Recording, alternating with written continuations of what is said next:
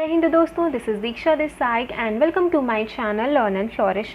तो हमने अपना चैप्टर कंप्लीट डिस्कशन कर लिया था, what books and burials scholars. तो आज हम उसके कुछ क्वेश्चन प्रैक्टिस करेंगे बिकॉज क्विज़ेस सॉल्व करना, क्वेश्चन प्रैक्टिस करना किसी भी एग्ज़ाम के लिए बहुत जो है कि फ़ायदेमंद होता है। हम खुद को जज कर पाते हैं कि हमने कितना पढ़ा, और इसके साथ साथ क्वेश्चन सॉल्व करने से हम जितनी भी चीज़ें पढ़ते हैं वो हमें रिकॉल हो जाती हैं।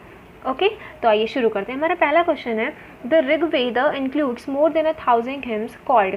ऋग्वेद में 1000 से भी ज़्यादा प्रेयर्स थी या हिम्स थी, तो उनको क्या कहते थे? उनको सूक्त बोलते थे, वेलसेक बोलते थे, या इनमें से कोई नहीं, या फिर दोनों? तो जल्दी से सोचिए, पहले ही चैप्टर के पहले ही पेज पे ऋग्वेद के बारे में लिखा गया था, तो उन्हें क्या बोलते थे?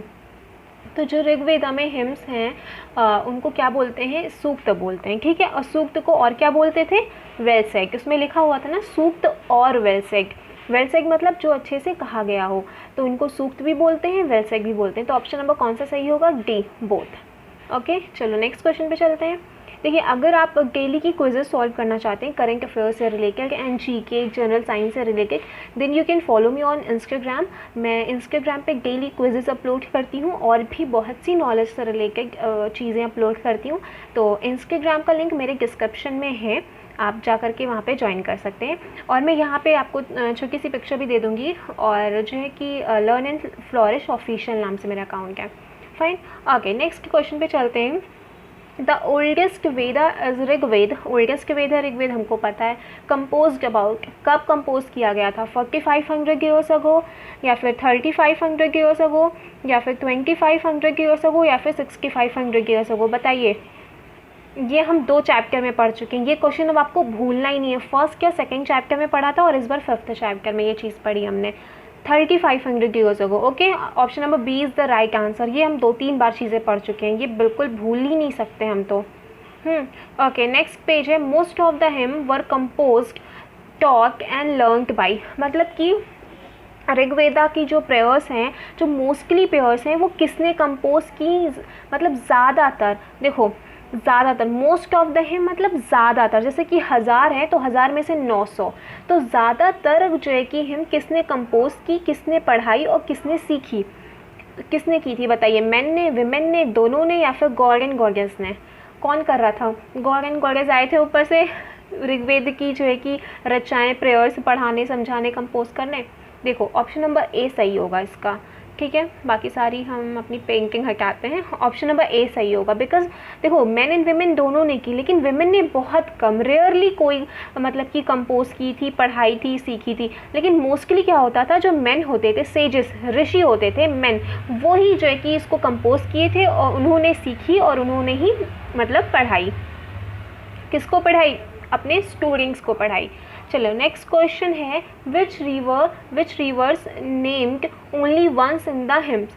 कौन सी रिवर्स हैं जिनका केवल एक ही बार जो है कि जिक्र हुआ है ऋग्वेदा में, एक ही बार जिक्र हुआ है प्रेयर में? ऑप्शन नंबर ए है सरस्वती, इंडस, इंडस मतलब सिंधु नदी, ब्रह्मपुत्र या इंडस, ब्रह्मपुत्र या सिंधु नदी, गंगा यमुना, या फिर व्यास एंड सतलज? कौन सा ऑप्शन होगा? हम पढ़ रहे थे ना कि जो ऋग्वेद की जो प्रेयर्स हैं वो मोस्टली किस फॉर्म में है? वो मोस्टली डायलॉग फॉर्म में। और एक डायलॉग हमने देखा भी था, किसका? Vishwamitra and Vyas and Sutlej. Vishwamitra और व्यास एंड सतलज, 2 नदियों के बीच का हमने डायलॉग देखा था। तो उसमें सबसे लास्ट में लिखा हुआ था 2 रिवर्स का नाम, जो कि केवल एक बार ही मेंशन है। कौन सा होगा? Option number C, Ganga and Yamuna. Ganga and Yamuna ऐसी रिवर्स हैं जो कि हिम में केवल एक ही बार मेंशन है। ठीक है ना? नेक्स्ट क्वेश्चन देखते हैं, बैटल्स वर फॉट। देखो, ऋग्वेदा में जो बैटल्स के बारे में बताया गया है, तो वो बैटल्स जो क्यों मतलब होती थी, जो लड़ाइयाँ हैं वो क्यों होती थी, उसके पीछे का क्या रीज़न था? पहला ऑप्शन है टू कैप्चर कैटल, कैटल्स को पकड़ने के लिए, फॉर लैंड, भूमि जीतने के लिए, पानी के लिए, फॉर वाटर, या फिर लोगों को बंदी बनाने के लिए, पकड़ने के लिए। तो किस लिए होती थी? ऑप्शन दे रखे हैं यहाँ पे। पहला ऑप्शन है केवल ए, मतलब केवल कैप्चर कैटल, केवल कैटल्स को कैप्चर करने के लिए, या फिर ऑप्शन है सी एंड डी, या फिर ऑल ऑफ द अबव, या फिर ओनली ए एंड डी? कौन सा ऑप्शन सही है? जल्दी बताइए। हमने पढ़ा था, मैंने इंपॉर्टेंट स्टार भी किया था कि 4 रीजंस हैं जिस वजह से बैटल्स लड़ी जाती हैं, लड़ाइयाँ होती हैं। एक तो capture cattle, for land, for water, and to capture people. ये सारे के सारे ऑप्शन सही है, तो हमारा ऑप्शन सही होगा option number 3, all of the above. ठीक है ना, वेरी इंपॉर्टेंट क्वेश्चन हैं हम। तो फ्रेंड्स, अगर आपको ये मेरा सेशन अच्छा लग रहा हो, क्वेश्चंस आपको लग रहे हो कि हाँ मैंने कुछ मेहनत की है और कुछ अपना मैं टाइम इन्वेस्ट कर रही हूँ इतना सारा, तो अगर आपको ये वीडियो अच्छी लग रही हो तो प्लीज़ इस वीडियो को शेयर ज़रूर करें ताकि बहुत लोगों तक पहुँचे, मुझे भी अच्छा लगेगा। और जो प्रिपरेशन कर रहे हैं बच्चे सीटेट की या फिर किसी एग्ज़ाम की, बहुत सारे एग्जाम्स में पूछा जाता है, DEET में या डिफरेंट एग्जाम्स में, तो आप अपने फ्रेंड्स के साथ शेयर करें, क्लास 6 के स्टूडेंट्स के साथ शेयर करें ताकि वो इस पैंडेमिक में अपने घर पे बैठ करके अच्छे से लेक्चर्स एकदम अच्छे से पढ़ सके। ओके, तो उनको भी फ़ायदा हो, तो शेयर ज़रूर करें एंड चैनल को सब्सक्राइब करें, लाइक करें। चलिए, प्रमोशन हो गया। चलिए, क्वेश्चन नंबर 6 है हमारा, stone boulders are known as. Stone boulders क्या होते थे? मैंने बताया था ना, बड़े बड़े स्टोन जो है कि लगाए जाते थे गोल, मतलब चारों तरफ, तो वो क्या होते थे, उनको क्या बोलते थे? Port holes, megaliths, black and red where या फिर ब्यूरियल्स? क्या बोलते थे? जल्दी बताओ, जल्दी जल्दी जल्दी। पोर्ट होल्स तो कुछ और होता था, ब्लैक एंड रेड वेयर भी कुछ और होता था। ब्लैक एंड रेड वेयर तो पॉक्स, बड़े बड़े पॉक्स को बोलते थे जिनमें कि रखा जाता था, मतलब कि बॉडीज़ को। ब्यूरियल्स तो कब्र होती है। तो क्या बचा हमारा ऑप्शन नंबर बी, मेगालिथ्स। तो स्टोन बाउल्डर्स को क्या बोलते हैं? मेगालिथ्स बोलते हैं। मेगालिथ्स मतलब क्या? महापाषाण, बड़े बड़े पत्थर। ओके, हमारा नेक्स्ट क्वेश्चन है, इनाम गाँव, जस्ट अ मिनट, सॉरी, इनाम गाँव is a site on the river. जो इनाम गाँव साइट है वो कौन सी नदी पर है? कौन सी नदी के पास है? कौन सी नदी पर है? गंगा, इंडस, ब्यास, घोड़, कौन सी रिवर थी? जल्दी बताइए। कुछ अजीब सा नाम था ना, और इनमें से कौन सा अजीब सा नाम है? Option number D. ओके, तो option number D is the right answer. घोड़ नदी पर है। और ये किसी एक की, ये जो है कि जो घोड़ रिवर है वो किसकी ट्रिब्यूटरी है? किसी एक रिवर की ट्रिब्यूटरी है। अब आप जो है कि कमेंट करके मुझे बताइए किस रिवर की ट्रिब्यूटरी है। अब ऐसा नहीं कि मैं अलग से पूछ रही हूँ, ये उसी में साथ में मेंशन भी था। नहीं याद है तो वापस से लेक्चर पे जाइए और देखिए। चलिए, क्वेश्चन नंबर 8 है हमारा, megaliths were found in. Megaliths जिनके बारे में अभी हमने पढ़ा कि स्टोन बाउल्डर्स को मेगालिथ्स कहते हैं, बड़े बड़े स्टोन होते थे, ये कहाँ मिले हैं हमें एक्चुअली? सॉरी, देखो ये क्वेश्चन मैंने इसीलिए डाला था कि मैं बताऊंगी कि क्वेश्चन ढंग से पढ़ो, कि नॉट लिखा है और मैं खुद ही ये भूल गई। माय गॉड, देखो कितनी बड़ी ये चीज़ है। Megaliths were not found in. Megaliths कहाँ से नहीं पाए गए? सोचो, मैंने खुद क्वेश्चन फॉर्म किया और मैं खुद पढ़ने में ये गलती कर रही हूँ, तो कितनी गलतियाँ होती हैं बच्चों से ये नॉट वाला चीज़ स्किप करने में। मैं खुद बहुत दफ़े इस चीज़ को स्किप करती हूँ। लिटरली नहीं सोचा था कि खुद ही क्वेश्चन फॉर्म करके खुद ही ये चीज़ें स्किप कर दूंगी। तो देखिए, क्वेश्चन ऐसे बहुत से पूछे जाते हैं कि मेगालिथ्स वर फाउंड इन, सब बता देंगे लेकिन सभी ये नॉट भूलेंगे। तो megaliths were not found in, कहाँ नहीं पाए गए? तो इन चारों ऑप्शंस में से एक ऑप्शन है जहाँ पे मेगालिथ्स नहीं पाए गए, तो आपको वही बताना है। तो पहला ऑप्शन क्या है हमारा? Deccan, south India, North East, पहला ऑप्शन ये। Second, North East, Kashmir, Gujarat, Kutch. इन चारों में से कौन सी ऐसी जगह है, कौन सी ऐसी साइट है जहाँ से हमें मेगालिथ्स नहीं मिले हैं? तो डेक्कन, साउथ इंडिया से मिले हैं, नॉर्थ ईस्ट से मिले हैं, कश्मीर से मिले हैं, गुजरात, कच्छ से मिले हैं, नहीं मिले हैं। तो ऑप्शन डी हमारा राइट आंसर है। फाइन, चलो क्वेश्चन नंबर 9, ये तो भैया पोपट हो गया। चलो क्वेश्चन नंबर 9, तो नॉट ध्यान रखिएगा, देखिए कितनी बड़ी चीज़ है ये नॉट।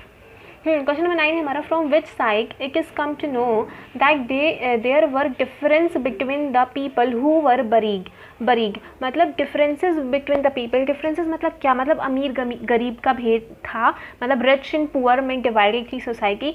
तो कौन सी ऐसी साइट है जहाँ से हमको ये पता चलता है कि हाँ सोसाइटी अमीर गरीब में डिवाइडेड थी?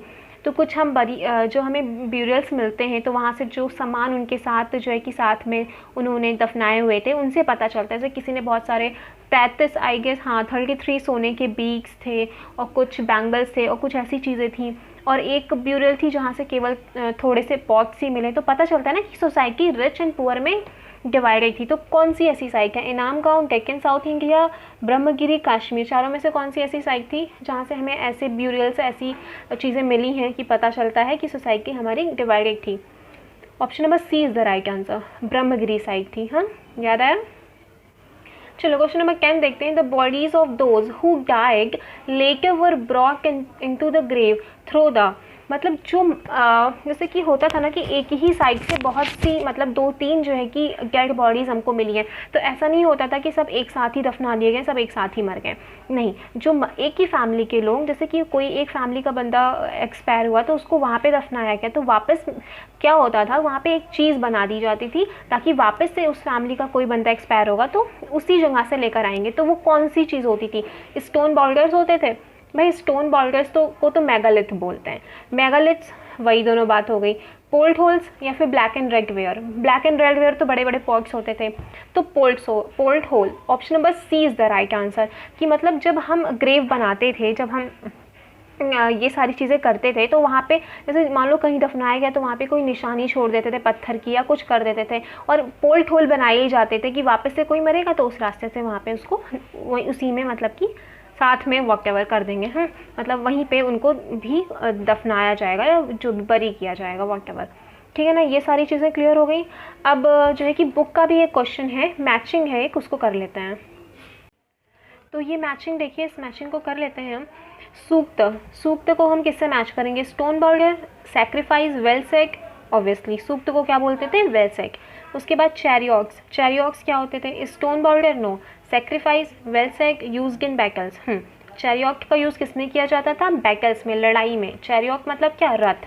यजना क्या होते थे? स्टोन बोल्डर नहीं, सेक्रीफाइस। यस, यजना को क्या बोलते हैं? सेक्रीफाइस। बहुत इंपॉर्टेंट है, याद रखिएगा। हाँ, मोस्टली हम भूल जाते हैं। दास कौन होते थे? स्टोन बोल्डर या स्लेव? दास मतलब स्लेव। Megalith stone boulder. ठीक है, तो ये सारी चीज़ें हो गई।